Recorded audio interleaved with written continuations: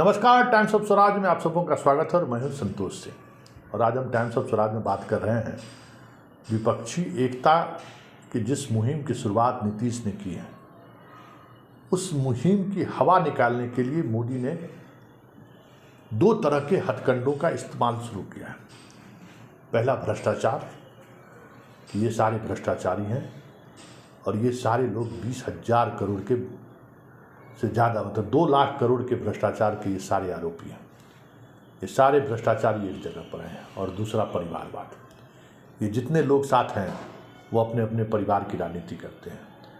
और उसी कड़ी को आगे बढ़ाते हुए उन्होंने अपने कार्यकर्ताओं को कहा कि करुणानिधि परिवार का कल्याण चाहते हैं तो डीएमके को वोट दीजिए। अगर आप केसीआर की बेटी का कल्याण चाहते हैं तो वीआरएस को वोट कीजिए। अगर आप शरद पवार के परिवार को कल्याण चाहते हैं तो उनकी बेटी को वोट करिए, एनसीपी को वोट कीजिए। आप अगर अब्दुल्ला परिवार के बेटे बेटियों का कल्याण चाहते हैं तो नेशनल कॉन्फ्रेंस को वोट करिए। आप लालू की चर्चा उन्होंने नहीं की, लेकिन हम कर देते हैं। अगर लालू परिवार का आप कल्याण चाहते हैं तो तेजस्वी को वोट करिए। अगर आप हेमंत सोरेन का कल्याण चाहते हैं तो आप उनको वोट कीजिए, उनके परिवार के लोगों को वोट कीजिए। लेकिन आप अगर अपना कल्याण चाहते हैं, अपने परिवार का कल्याण चाहते हैं तो बीजेपी को वोट कीजिए। जी हाँ, कुछ इसी अंदाज में मोदी ने सीधे सीधे तौर पर विपक्षी एकता में शामिल तमाम दलों पर हमला बोला है। देखिए, ये सारे दल जितने हैं जिसके बारे में उन्होंने चर्चा की है परिवारवाद को लेकर, ये कौन है? यही सारे दल हैं जिन दल के लोग आपको विपक्षी एकता के दौरान पटना आए हुए थे और पूरी मजबूती के साथ इस अभियान में जुटे हुए हैं। तो क्या परिवारवाद सिर्फ विपक्ष के साथ ही है? परिवारवाद बीजेपी के अंदर नहीं है? क्या राजनाथ सिंह के बेटे विधायक नहीं हैं? क्या कल्याण सिंह के बेटे और पोते विधायक और मंत्री नहीं हैं? क्या वसुंधरा राजे सिंधिया कहाँ से आई हैं? उनकी माँ बीजेपी में क्या थी? उसके बाद वसुंधरा राजे सिंधिया आई, वसुंधरा राजे सिंधिया के बाद ज्योतिरादित्य सिंधिया भी हैं। ये परिवारवाद नहीं है क्या? अनुराग ठाकुर क्या है? उनके पिताजी कौन थे? वो परिवारवाद नहीं है क्या? सम्राट चौधरी कौन है? वो कहाँ से बीजेपी में आए हैं? क्या वो परिवारवाद नहीं है?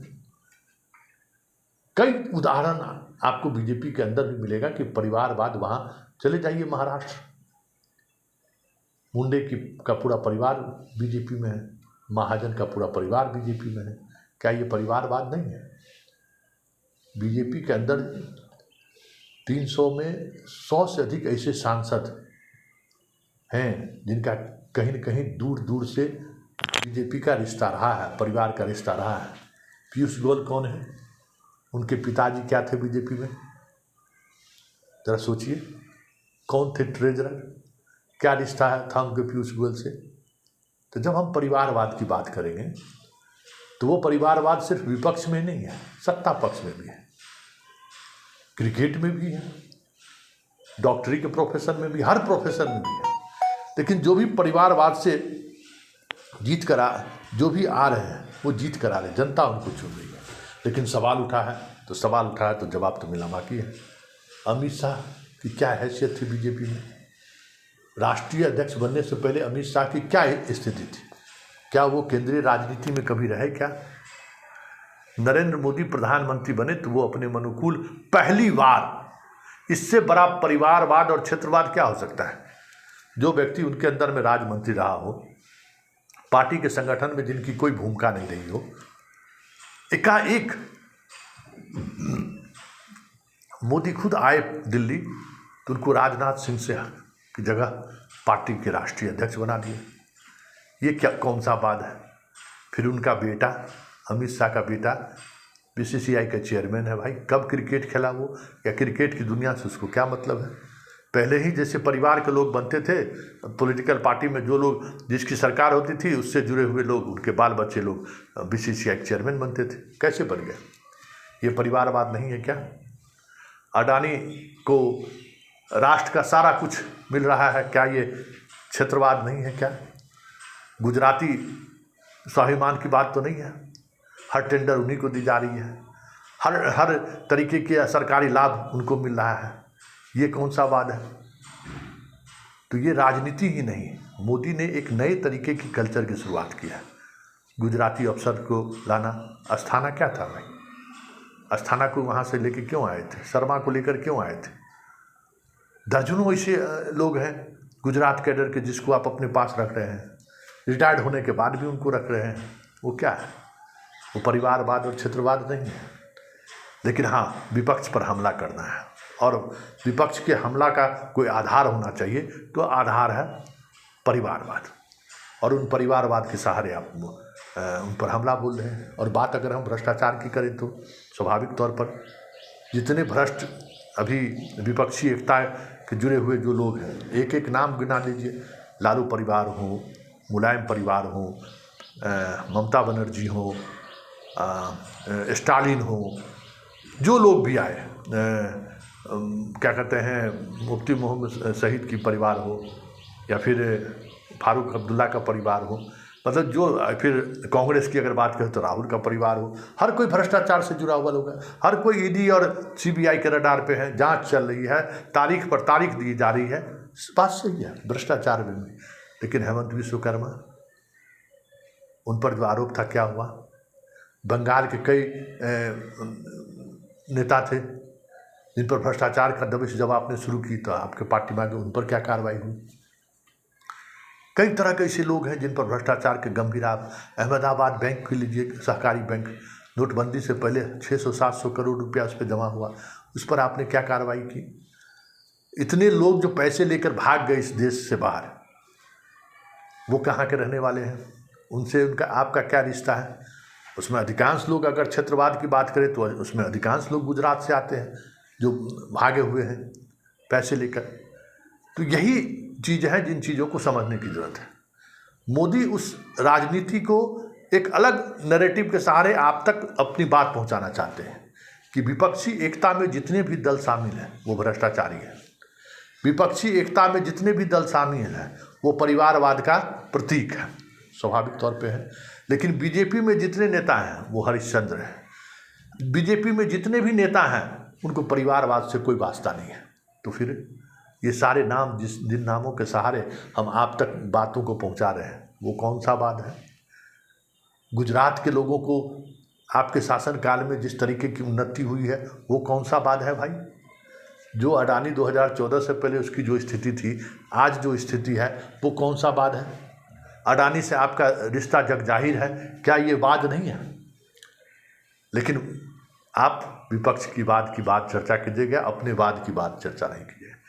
और हम जैसे पत्रकारों का यही काम है कि सत्य से आपको सरोकार कराना, कि जिस नैरेटिव को ये लेकर आपके आंखों में धूल झोंकना चाहते हैं, जिस नैरेटिव के सहारे आपको परिवारवाद, भ्रष्टाचार का एक ब्लैक एंड वाइट चश्मा लगाने की कोशिश करता है, तो हम लोगों का काम है कि उस चश्मा को ब्लैक एंड वाइट नहीं, वाइट कर दें पूरी तौर पर, और उसको देखिए और समझिए कि इस व्यक्ति में सत्य क्या है, ये जो बोल रहा है उसमें सत्यता कितनी है, और जो सत्यता की बात ये कर रहे हैं कि भाई वाकई में अगर ये चीज़ें हैं तो इनसे डेमोक्रेसी को मुक्ति मिलनी चाहिए।